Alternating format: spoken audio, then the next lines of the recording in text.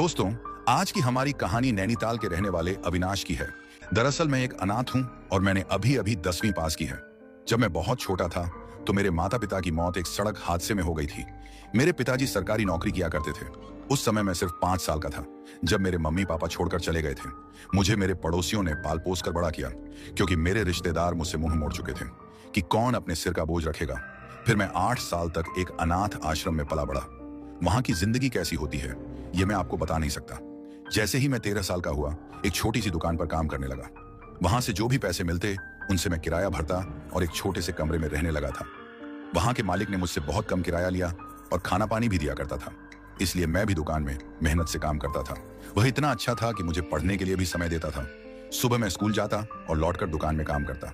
शाम को पढ़ाई के लिए समय मिल जाता था और उसी से मैंने अपनी पढ़ाई जारी रखी। मेरा दिमाग पढ़ने में बहुत तेज था, इसलिए मैं कुछ ही घंटों में बहुत कुछ समझ लेता और स्कूल में अच्छे अंक लाता। लेकिन जब आपके सिर पर किसी का हाथ ना हो तो आगे बढ़ना मुश्किल होता है। बड़ी मुश्किल से मैंने 10वीं तक पढ़ाई की। मेरे पास ज्यादा पैसे नहीं थे, लेकिन फिर भी मैं कॉलेज में पढ़ना चाहता था। किसी तरह सिफारिश से कॉलेज में एडमिशन हो गया और गरीब कोटे में मुझे फीस भरने की भी जरूरत नहीं पड़ी। शायद वह पुलिस वाले जो मेरे पिताजी को जानते थे, उन्होंने मेरी मदद की। कॉलेज में पढ़ाई के साथ साथ मैं छोटी मोटी दुकानों में भी काम करने लगा ताकि कुछ पैसे कमा सकूं।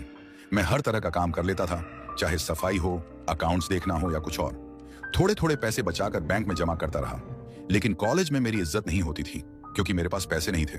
मैं एक पुरानी साइकिल से कॉलेज जाता था जहां ज्यादातर अमीर घरों के बच्चे पढ़ने आते थे। मेरे कपड़े भी साफ नहीं होते थे क्योंकि काम के चलते मुझे हफ्ते में सिर्फ एक बार ही कपड़े धोने का समय मिल पाता था। हर कोई मुझ पर हंसता, लेकिन मैं उसे अपनी मुस्कान से ढक देता। हमारी यह दुनिया बहुत क्रूर है। अगर आपके पास पैसे नहीं है तो लोग आपकी कदर नहीं करते। मैं क्लास में सबसे पीछे बैठता था क्योंकि कोई भी मेरे साथ बैठना नहीं चाहता था। एक दिन सिया नाम की लड़की, जिसने कॉलेज में नए नए एडमिशन लिया था, मेरे पास आकर बैठ गई। शायद वह मुझे नहीं जानती थी। मैंने उससे ज्यादा बात नहीं की। बाद में जब उसे मेरे बारे में पता चला तभी वह मेरे पास आकर बैठती रही। धीरे धीरे हम दोस्त बन गए। एक दिन उसने मुझसे पूछा कि यहाँ घूमने की सबसे अच्छी जगह कौन सी है।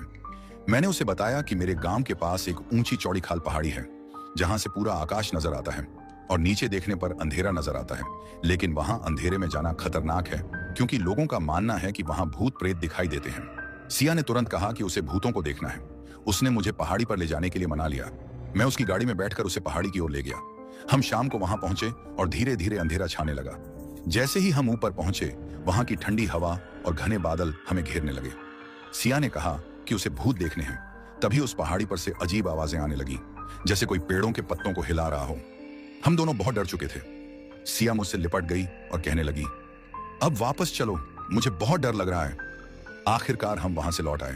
उसने मुझे कॉलेज छोड़ा और मैं अपनी साइकिल लेकर वापस गांव की ओर निकल पड़ा। गांव में कुछ काम था। गांव वाले घर के अंदर मुझे डर लग रहा था। मुझे ऐसा एहसास हो रहा था जैसे आसपास कोई है। मैं डरता ही जा रहा था। शायद जब आपके साथ दिन के वक्त ही कोई ऐसी घटना हो जाए जो आपको डराए तो रात को भी नींद नहीं आती। हर बार दिमाग सोचता रहता है कि कोई आसपास है। आसपास होने वाली हर आवाज को मैं भूत से ही जोड़ने लगा। कोई बर्तन गिरता तो मैं उसे भूत से जोड़ देता। आसपास कोई कुत्ता घूमता तो मैं उसे भी भूत से जोड़ देता। बिल्ली जो हर बार मेरे घर की टूटी हुई छत पर छलांग लगाती रहती, मैं उसे भी भूत से जोड़ने लगा था। पूरी रात डर डर कर निकली थी। मैं अगले दिन कॉलेज गया तो सिया मुझ पर हंसने लगी। तुम रात को डरे थे? मुझे तो बिल्कुल डर नहीं लगा। मैंने तो अपने कुछ दोस्तों को घर पर बुला लिया था और कहानियां सुनाई कि मैंने भूत देखा। आज फिर से जाएंगे? मैंने कहा, नहीं, मुझे बहुत डर लगता है। मैं पहली घटना को भूल नहीं पा रहा। पर वह फिर भी वहां दोबारा जाना चाहती थी। कहीं ना कहीं वह मुझसे प्रेम करने लगी थी और वह मुझसे कुछ अलग ही करवाना चाहती थी। सिया मान ही नहीं रही थी। दूसरी शाम भी हम वहां पर गए। अब हर रोज का काम हो गया था। हम पहाड़ी पर जाते, वह अपने साथ घटी घटनाएं बताती और जैसे ही वहां पर धुंध सी आ जाती, बादल घिर जाते, हमें डर लगना शुरू हो जाता। सिया अब कम घबराती और भूतों को देखने के लिए और भी पेड़ों के पास जाने लगी। लेकिन आज हमने कुछ अजीब देखा। आज हम दोनों एक अलग ही मूड में थे जब हम दोनों एक पेड़ के नीचे रोमांस कर रहे थे। वो मेरे शरीर से खेल रही थी और मैं उसके साथ, दोनों एक अलग ही दुनिया में खोए हुए थे। अचानक एक पेड़ के पास से आवाज आ पड़ी। हमें ऐसा लगा हम जहां भी जाते वह चीज हमारे पास आ रही थी। आवाजें करीब से आ रही थी। तभी एक पेड़ के पीछे से काले कपड़े उड़ते दिखाई दिए। कोई औरत दिखी थी। उसने काले रंग का घूंघट ओढ़ रखा था। जैसे ही हमने उसका पीछा करने के लिए दौड़ना शुरू किया, वह घूंघट अचानक धुएं की तरह गायब हो गया। वहीं हमारी आंखों के सामने वह लुप्त हो गई थी। हम दोनों बुरी तरह डर गए और भागते हुए गाड़ी के अंदर आकर बैठ गए। गाड़ी में बैठने के बाद भी ऐसा लगता रहा कि कोई हमारे आसपास मौजूद है। कानों में अजीब अजीब सी आवाजें आती रहीं। सिया ने मुझे कॉलेज ड्रॉप किया और फिर मेरे गाल पर हल्का सा किस किया। मैं भी सोचने लगा, क्या सच में वह मुझे पसंद करती है? मेरा दिल उसके लिए धड़कने लगा था। शायद उसका भी दिल मेरे लिए धड़कता होगा। अब हर रोज की तरह हम शाम को वहां जाते, बातें करते और उसके बाद अजीब अजीब सी घटनाएं होती। हम डरते और वापस आ जाते। यह सिलसिला लगभग 1 महीने तक चलता रहा। मैं सोचने लगा था कि मैं सिया से प्यार कर बैठा हूं और एक दिन शादी भी उसी से करूंगा। लेकिन जैसा मैं सोच रहा था वैसा नहीं हुआ। कभी कभी वह मेरे साथ नहीं आती, कभी कभी वह कॉलेज नहीं आती और यह भी नहीं बताती कि कहां जा रही है। मैं उसे ढूंढता रह जाता। कॉलेज में एक ही तो दोस्त थी जिससे मैं बात कर पाता था और किसी से भी मैं बोलता तक नहीं था। हर कोई मुझ पर हंसता था। मुझे कारण नहीं पता था कि मेरी गरीबी पर हंसते हैं या मेरे कपड़ों पर। एक दिन जब मैं कैंटीन में बैठा हुआ था, एक लड़की ने कहा, अरे सिया उस लड़के के साथ रेस्टोरेंट में बैठी है, तुझे पता है या नहीं? तभी एक लड़के ने कहा, तू उसका नौकर है ना? यह सुनकर मैं आपे से बाहर हो गया और उससे झगड़ा करने लगा। मैं किसी से लड़ता नहीं था, पर पहली बार सिया की इज्जत के लिए लड़ा। भले ही वे 4 लोग थे, लेकिन मैंने हिम्मत से लड़ाई की। उन सब ने मुझे बहुत मारा, पर मैंने भी एक एक को मुंह पर मुक्का मारा। उनके चेहरों पर निशान भी पड़ गए थे। वो चारों वहां से चले गए, लेकिन मैं पिटा हुआ भी खुश था कि कम से कम मैंने हर किसी को मारा तो सही। इसके बाद मैं सीधा रेस्टोरेंट की तरफ गया, ये देखने के लिए कि वे लोग मुझे चिढ़ा रहे थे या इसमें कोई सच्चाई है। वहां सिया को एक लड़के के साथ देखकर मुझे बहुत दुख हुआ और गुस्सा आया। क्या वह मुझे धोखा दे रही है? मैं सीधा उसके पास चला गया, लेकिन तभी मैंने सिया को उस लड़के को किस करते हुए देखा और मेरे पैरों तले जमीन खिसक गई। मैं दौड़कर उसके पास गया और उस लड़के को कॉलर से पकड़ लिया।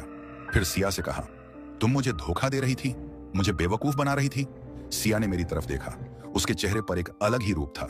सिया ने मुझसे कहा, तुम्हें थोड़ा सा भाव देना शुरू कर दिया तो तुम मुझे अपनी गर्लफ्रेंड समझने लगे। मुझे पहले से शक था। देखो, तुम जैसा मेरा बॉयफ्रेंड कभी बन ही नहीं सकता। तुम्हारे जैसे तो बहुत सारे घूमते हैं मेरे पीछे। तुम्हारे साथ थोड़ा अच्छा लगता था क्योंकि तुम मुझे अच्छी जगह घुमाते थे, इसलिए तुम्हें गाड़ी में बैठने देती थी, वरना तुम्हारे जैसे को गाड़ी में बैठने तक ना देती। उसके इन शब्दों के बाद मेरी जुबान से कुछ भी नहीं निकला। मैं शांत हो गया और सच्चाई का तमाचा मेरे चेहरे पर पड़ चुका था। मैं जान गया था सच क्या है। मैं तो वैसे ही सपनों में खोया खोया रहता था और अब दोबारा से उसी सच्चाई को जान गया था। वहां से चुपचाप मैं बाहर की तरफ आ गया था और अब करता भी क्या। उसके बाद मैं घर आ गया और रोता रहा। रात के 9 बजे तक मैं अकेला बैठा रहा। अगले दिन मैं कॉलेज नहीं गया। मुझे शाम तक बस उसकी याद आती रही। फिर तीसरे दिन मैं कॉलेज गया था और सिया किसी और लड़के के साथ बैठी हुई थी, उसी तरह जैसे मेरे साथ बातें किया करती थी। अब वह किसी और के साथ बातें कर रही थी। कई लोग मुझ पर हंस रहे थे, कई मुझे उसका नौकर समझ रहे थे और उसने हर किसी से यही कहा था कि उसने यहाँ पर एक नौकर रखा हुआ है जो उसे घुमाने के लिए है। वह एक गाइड चाहती थी और मैं उसका गाइड था। सब मुझ पर हंसा करते थे और मैं बहुत ज्यादा मायूस हो गया था। पहली बार कोई लड़की मेरी दोस्त बनी थी, या कहूं पहली बार कोई मेरा दोस्त बना था। मैंने किसी को कभी दोस्त बनाया ही नहीं था और अब मुझे धोखा मिल गया था। मैं ना तो अब किसी को दोस्त बनाना चाहता था और ना ही किसी के पास जाना चाहता था। लेकिन अब मुझे याद आने लगा कि कैसे मैं उसे चौड़ी खाल पहाड़ी पर लेकर जाता था और उससे बातें करता था और वह मेरे साथ खेलती थी। वहां बैठना मुझे बहुत अच्छा लगता था। कहते हैं जब आप बहुत ज्यादा मायूस हों तो वहां जाना चाहिए जहां सबसे ज्यादा अच्छा लगता है। मैं चल पड़ा था उसी पहाड़ी की ओर साइकिल से। मुझे पहाड़ी के ऊपर चढ़ने में बहुत परेशानी हो रही थी। मैं साइकिल से उतरा और चलते चलते उस पहाड़ी के ऊपर पहुंच गया। गाड़ी से ऊपर तक पहुंचना बहुत आसान होता है, लेकिन साइकिल से ऊपर जाने में बहुत मेहनत लगती है। फिर भी मैं उस छोटी पहाड़ी पर चढ़ा और वहां बैठा रहा। धीरे धीरे बादल नीचे की तरफ आने शुरू हो गए और वहां अंधेरा होने लगा। आज डर नहीं लग रहा था। जब इंसान मायूस हो तो डर लगता ही नहीं। भूत से भी कोई डर नहीं लग रहा था। वह कौन था? काले चोले वाला। उसके बारे में भी सोच रहा था। मैंने साइकिल एक तरफ लगाई, एक पत्थर पर बैठा और आकाश की तरफ देखने लगा। मैं सिया की बातें याद किए जा रहा था। फिर आसपास से आवाजें आने लगी, जैसे कोई आसपास चीजें हिला रहा हो, डराने की कोशिश कर रहा हो। पेड़ों पर छलांग मारकर दूसरे पेड़ों पर जा रहा था, पर मैं डर नहीं रहा था। उसकी तरफ देख भी नहीं रहा था। आज मुझे मरने से भी डर नहीं लग रहा था। बस मैं वहां बैठा रहा और आकाश को देखता रहा। कब वहीं पर मुझे नींद आ गई मुझे नहीं पता। सुबह 6 बजे उठा। मैं एकदम हक्का बक्का सा हो गया। सूरज एक कोने से उग रहा था, रोशनी बढ़ चुकी थी। मैंने साइकिल उठाई और सीधा घर की तरफ निकल पड़ा।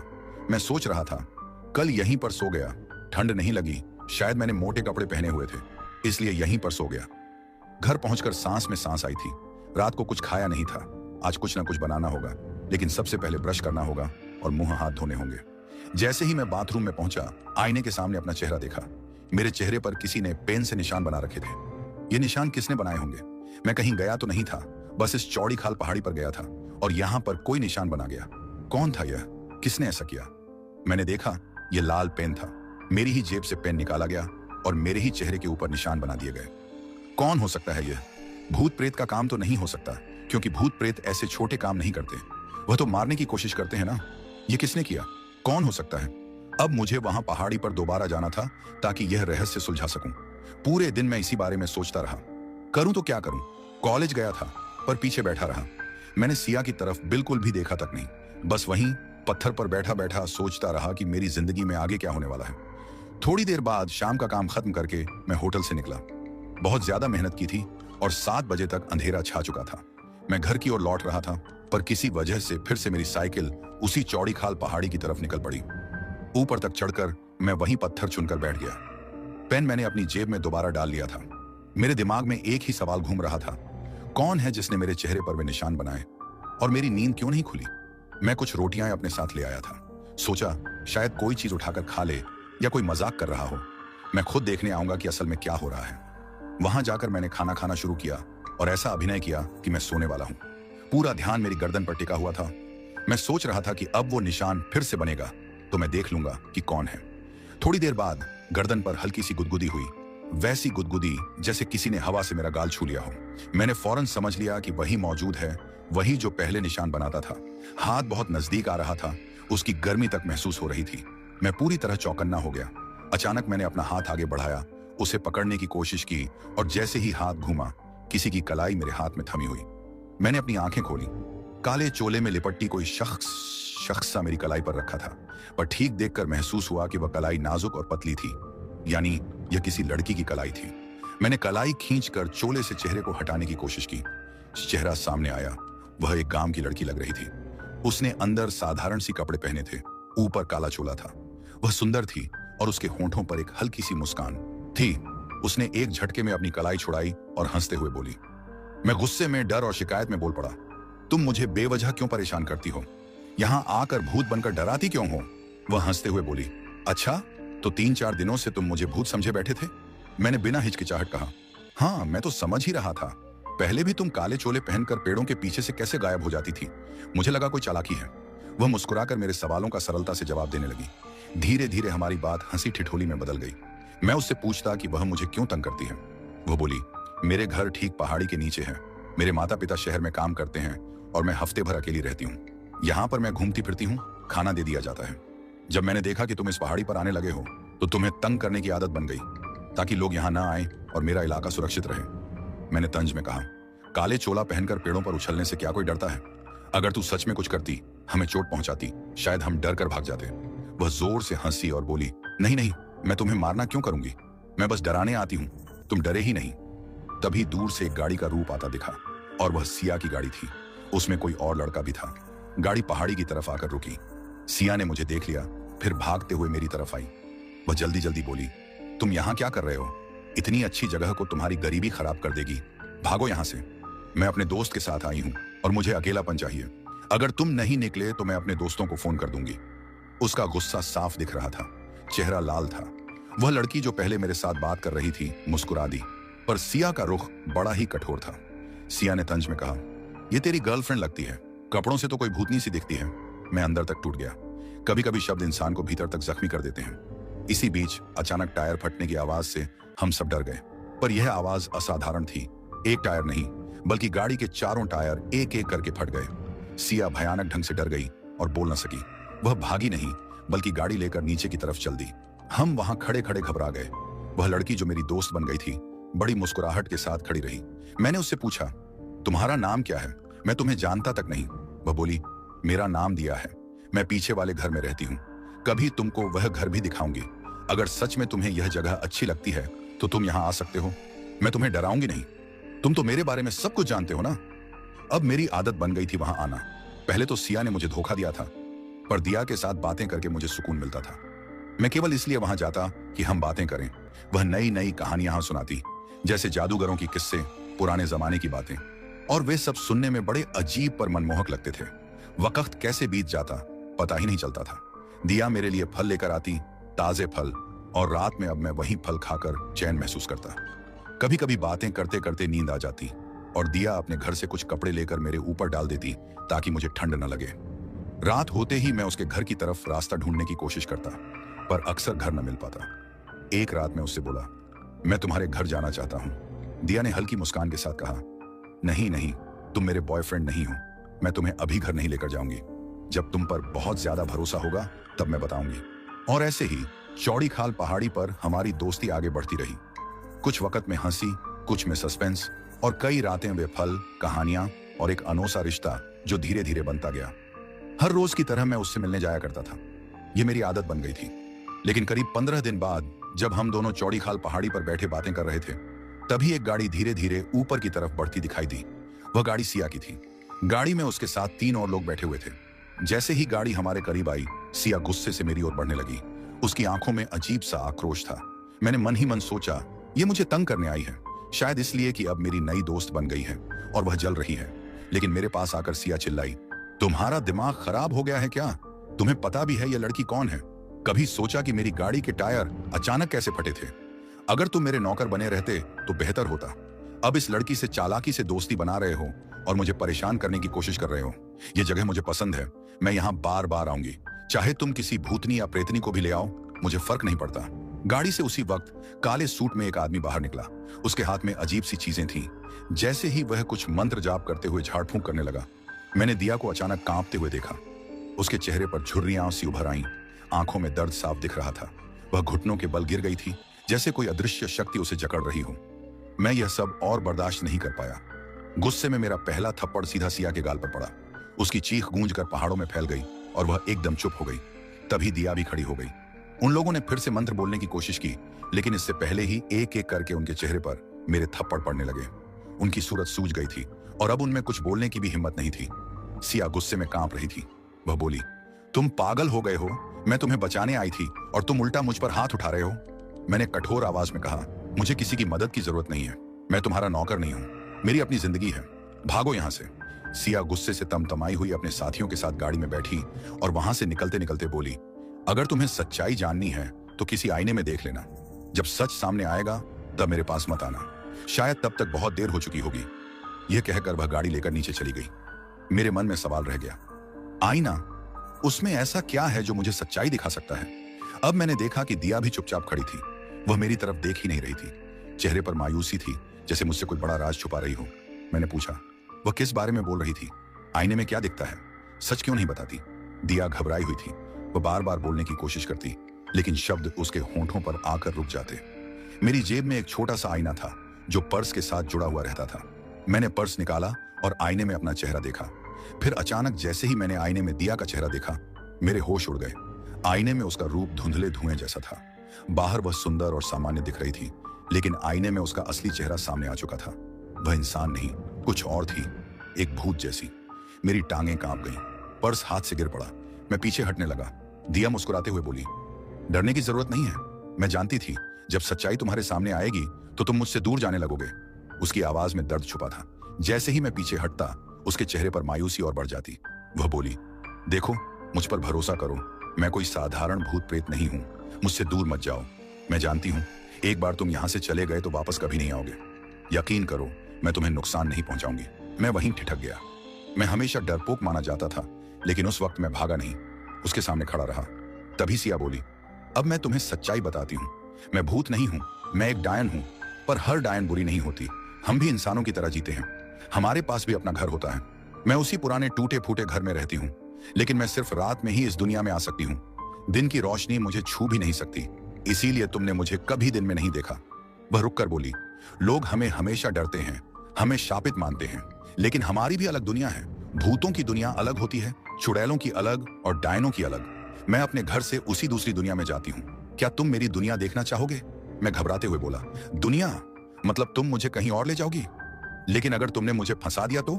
दिया ने गंभीर आवाज में कहा, नहीं अविनाश, मैं तुम्हें अपनी दुनिया जरूर दिखाऊंगी, लेकिन तुम्हें वादा करती हूँ तुम्हें कोई नुकसान नहीं होगा। मुझ पर यकीन करो। तुम तो मेरे घर आना चाहते थे ना?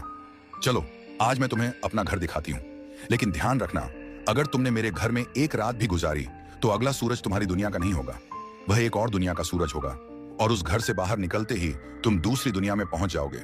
मगर इसके भी नियम हैं। वहां किसी से बात मत करना। वो डायनों और जादूगरों की दुनिया है, वहां सिर्फ वे ही रहते हैं, इंसान कभी नहीं जाते। जिस तरह इंसान हमें अपने बीच नहीं आने देते, उसी तरह हम भी तुम्हें अपनी दुनिया में आने की इजाजत नहीं देते। उस घर के अंदर एक दरवाजा है, वह दरवाजा ही उस दूसरी दुनिया में ले जाता है। लेकिन याद रखना, बिना घर के मालिक की इजाजत उस दुनिया में कोई कदम नहीं रख सकता, और बिना इजाजत वहां से इस दुनिया में लौटना भी नामुमकिन है। सिया बोली, मैं तुम्हें वहां लेकर जाऊंगी और फिर सुरक्षित वापस लाऊंगी। क्या तुम चलना चाहोगे? मैं पहले हिचकिचाया, लेकिन फिर सोचने लगा कि वह मेरी इकलौती दोस्त है। भले ही वह डायन हो, लेकिन उसने कभी मुझे नुकसान नहीं पहुंचाया। मैंने हामी भर दी। रात के करीब 10 बजे हम चौड़ी खाल पहाड़ी से नीचे उतरने लगे। एक पगडंडी हमें एक टूटे फूटे लकड़ी के घर तक ले गई। बाहर से वह घर भुताहा लगता था, लेकिन भीतर जाते ही मैं हैरान रह गया। अंदर बिल्कुल साफ सुथरा माहौल था। लकड़ी के छोटे छोटे पलंग, अजीब सी वस्तुएं और जगह जगह बिखरे रहस्यमयी सामान। सिया बोली, यहीं रुकना होगा, सुबह का सूरज तुम्हें दूसरी दुनिया दिखाएगा। मैं उसके भरोसे उसी घर में ठहर गया। कब नींद आई पता ही नहीं चला, और फिर जैसे ही सुबह हुई, मेरी आंख खुली तो सिया सामने खड़ी मुस्कुरा रही थी। उसने कहा, चलो अब मेरी दुनिया देखने का समय आ गया है। हम दोनों बाहर निकले। सूरज की रोशनी फैली हुई थी। मैंने सोचा था कि कोई जादूगर आसमान में उड़ते दिखेंगे, डायने झाड़ू पर बैठकर बादलों को चीरती नजर आएंगी, लेकिन सामने तो वही जंगल और पहाड़ थे। मैंने हैरानी से पूछा, ये कैसी दूसरी दुनिया? यहां तो सब वैसा ही है। सिया हल्के से हंसी और बोली, तुम्हें सब जल्द ही समझ आएगा। जब हम पहाड़ी के ऊपर पहुंचे तो मैंने अपनी साइकिल को देखा। सोचा इसे उठाकर चल दूं, लेकिन जैसे ही छूने की कोशिश की, वो साइकिल जमीन से चिपक गई। लाख कोशिश की, लेकिन हिल भी नहीं रही थी। सिया ने कहा, इस दुनिया में तुम्हारी दुनिया की चीजें सिर्फ दिखाई देती हैं, इस्तेमाल नहीं हो सकती। अब मैं थोड़ा घबराने लगा था। हम और आगे बढ़े, और जब शहर की तरफ पहुंचे तो मेरी सांसें थम गईं। ये नैनीताल नहीं था, बिल्कुल अलग जगह थी। लंबी लंबी पीली झोपड़ियां, आधी जमीन में ढंसी हुई अंडरग्राउंड हवेलियां, पेड़ों पर लटकी हुई लकड़ी की मीनारें। कुछ लोग हवा में तैर रहे थे, कुछ औरतें जमीन में समाकर दूसरी ओर निकल जाती थीं। कोई पौधे में बदल जाता तो कोई आग में। मैंने अविश्वास से चारों तरफ देखा और धीमे धीमे से बोला, ये कैसा शहर है? सिया फुसफुसाई, किसी से बात मत करना। अगर किसी को तुम्हारी पहचान हो गई तो तुम खतरे में पड़ जाओगे। हम बाजार की तरफ बढ़े। वहां लकड़ी की इमारतें थीं जो हर पल अपना आकार बदल रही थीं। कभी 3 मंजिला, कभी 8 मंजिला। पेड़, घर और पौधे तक हिलते डुलते थे। दोपहर तक सब कुछ ठीक रहा, लेकिन फिर अचानक मुसीबत आ गई। एक जादूगर जो सिया को चाहता था, उसने हमें देख लिया। गुस्से में उसने मेरी तरफ आग का गोला फेंका। सिया ने झट से उसे रोक लिया, लेकिन अब बात बिगड़ चुकी थी। जादूगर गरजा, तुम इंसान को यहां क्यों लाई हो? यह हमारी दुनिया के नियमों के खिलाफ है। भीड़ इकट्ठा हो गई। सब लोग चिल्लाने लगे, इंसान यहां आया है, इसे मार डालो। सिया ने मेरा हाथ पकड़ा और भागते हुए बोली, जल्दी, हमें उस घर में लौटना होगा। रात होते ही मैं तुम्हें वापस भेज सकती हूँ। हम पहाड़ी की ओर भागे, लेकिन भीड़ पीछा कर रही थी। जादूगर हमें रोकना चाहता था। सिया उनसे भिड़ गई, लेकिन वे बहुत ताकतवर थे। उन्होंने मुझे पकड़ लिया और सिया को खींचकर अलग कर दिया। मेरी आंखों के सामने सब धुंधला हो गया। बस इतना याद है, सिया चिल्लाई, इंतजार करना, बस इंतजार करना। और फिर सब अंधेरा हो गया। जब होश आया तो मैं उसी टूटे फूटे घर में था। दिन हो चुका था और मैं अपनी दुनिया में लौट आया था, लेकिन सिया वह कहीं नहीं थी। मैंने पूरी रात उस घर के आसपास बिताई। उम्मीद थी कि वह लौट आएगी, लेकिन वह फिर कभी नहीं आई। लोग मुझे देख हैरान होते कि मैं किसे खोज रहा हूं, पर मैं जानता था मैं उसे नहीं खो सकता। मैंने कसम खाई, चाहे दिन हो या रात, मैं सिया को खोजूंगा, उसकी दुनिया तक जाने का रास्ता ढूंढूंगा, और अगर उस दूसरी दुनिया में कदम रखना पड़ा तो मैं जरूर रखूंगा। दिन में मैं कॉलेज जाता, लेकिन दिमाग हमेशा उसी पर अटका रहता। सोचता शायद आज वह आएगी, पर वह कभी नहीं आई। मैं रोज चौड़ी खाल पहाड़ी के पास वाली उस झोपड़ी तक जाता, घंटों बैठकर उसका इंतजार करता। मन में सवाल उठते, क्या उसे इस दुनिया में रोके रखा गया है? क्या कोई उसे कैद कर चुका है, या कहीं उसे हमेशा के लिए खत्म तो नहीं कर दिया? दिल कहता, नहीं, सिया मुझे धोखा नहीं दे सकती। वह सचमुच मुझे चाहती थी, मगर शायद इस दुनिया के लोग ही उसे मुझसे दूर ले गए। धीरे धीरे वक्त बीतता गया। मेरी कॉलेज की पढ़ाई भी खत्म हो गई, पर मैं पूरे 3 साल तक उसी जगह जाकर उसका इंतजार करता रहा, लेकिन सिया वहां फिर कभी नहीं आई। आखिरकार मुझे अपनी जिंदगी को आगे बढ़ाना पड़ा। मैंने नौकरी की तलाश शुरू की और मुंबई की एक बड़ी कंपनी में मेरा सिलेक्शन हो गया। तनख्वाह भी अच्छी थी, लेकिन मन भारी था, क्योंकि इसका मतलब था कि मुझे नैनीताल और अपनी उस पहाड़ी को छोड़ना पड़ेगा। आखिरी रात मैं चौड़ी खाल पहाड़ी पर बैठा था, आसमान को देखता और मन ही मन कह रहा था, सिया, अगर सचमुच तुम हो तो एक बार आ जाओ। मैं बहुत दूर जाने वाला हूं, शायद फिर कभी वापस ना आ सकूं। लेकिन पूरी रात बीत गई और सिया नहीं आई। मैं रो भी नहीं पाया, बस आंखें बंद करके बैठा रहा। अगली सुबह मेरी मुंबई की फ्लाइट थी। विमान की खिड़की से बाहर झांकते हुए आंखें नम हो गई थी। तभी मेरी बगल वाली सीट पर कोई आकर बैठा। मैंने देखा और दिल की धड़कन तेज हो गई। वह सिया थी। उसके चेहरे पर मुस्कान थी, मगर कुछ बदली बदली सी लग रही थी। मैं हैरान था, दिन की रोशनी में वह कैसे आ सकती है? क्या यह सचमुच वही है या सिर्फ उसकी शक्ल वाली कोई और लड़की? वह हल्के से मुस्कुराई और बोली, आप यहां बैठेंगे? मुझे विंडो सीट चाहिए। मैंने चुपचाप अपनी सीट छोड़ दी, लेकिन मेरी नजरें बार बार उसके चेहरे पर जाती रहीं। यह वही चेहरा था, वही आंखें, बस थोड़ा अलग सा आभास। वह खिलखिलाकर हंस पड़ी। आप मुझे बार बार क्यों देख रहे हैं? क्या आप मुझे पहले से जानते हैं? मैंने गहरी सांस लेकर कहा, नहीं, मैं आपको नहीं जानता। लेकिन सच यह था कि दिल कह रहा था, यही तो मेरी सिया है। रास्ते भर हम बातें करते रहे। मैंने बताया कि मैं मुंबई में किस कंपनी में काम करने वाला हूं। उसने भी कहा, कमाल है, मुझे भी उसी कंपनी में जॉब मिली है। मैं अंदर ही अंदर किस्मत पर हैरान था। सोचा, भले ही मुझे सिया दोबारा ना मिली हो, पर कम से कम उसकी हमशक्ल तो मेरे सामने होगी। फ्लाइट से उतरते वक्त उसने अचानक कहा, तुम पूरी फ्लाइट मुझे घूरते रहे। सच बताओ, क्या मेरी शक्ल किसी ऐसी से मिलती है जिसे तुम बहुत चाहते थे? मैंने चुपचाप सिर झुका दिया, जवाब नहीं दिया। वह हल्के से हंसी और बोली, कहीं तुम मुझे चौड़ी खाल पहाड़ी वाली डायन तो नहीं समझ रहे? यह सुनकर मेरा दिल जोर से धड़क उठा। वह आगे बढ़ गई, लेकिन जाते जाते पलटकर मुस्कुराई और बोली, कंपनी में मिलते हैं, बाकी सच्चाई वहीं बताऊंगी। मैं वहीं खड़ा रह गया, हक्का बक्का। क्या यह सचमुच वही सिया थी? अगर हां, तो वह दिन की रोशनी में कैसे आ गई? क्या वह उस शराब से मुक्त हो गई? और अगर मुक्त हुई तो 3 साल बाद ही क्यों लौटी? अब मुझे इन सवालों के जवाब धीरे धीरे मिलने वाले थे। यकीन मानिए दोस्तों, मैं अपनी किस्मत को हमेशा सबसे बुरा समझता था, लेकिन शायद मेरी किस्मत ही सबसे अच्छी थी। मैं एक अनाथ था, लेकिन अब मुझे एहसास हो रहा था कि मेरी जिंदगी की सबसे खूबसूरत कहानी तो अभी शुरू हुई है।